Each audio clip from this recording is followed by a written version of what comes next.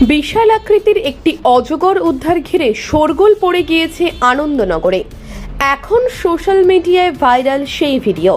মধ্য আনন্দনগরের অন্যতম গুরুত্বপূর্ণ স্থান পরিবেশ সংরক্ষণ কানন, সংক্ষেপে পশকা। প্রায় 30 একর জমির ওপর প্রায় 35 বছর আগে আনন্দমার্গের প্রতিষ্ঠানরতা আনন্দমূর্তিজির নির্দেশে একদা বৃক্ষহীন ও নুড়ি পাথরে ভর্তি এলাকা ভরে ওঠে গাছগাছালিতে। বছর কয়েক আগে এই পশকাতে প্রথম অজগর সাপের দেখা মিলেছিল।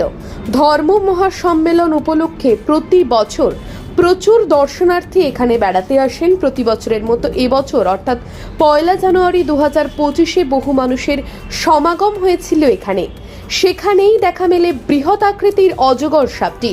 তাদের মধ্যে থেকে একজন দর্শনার্থী নিজের মোবাইলে এই বিশাল আকৃতির অজগর সাপের ভিডিও ও ছবি তুলে নেয়। এখন সোশ্যাল মিডিয়ায় তা ছড়িয়ে পড়েছে, রীতিমতো ট্রেন্ডিংয়ে চলছে এই ভিডিও।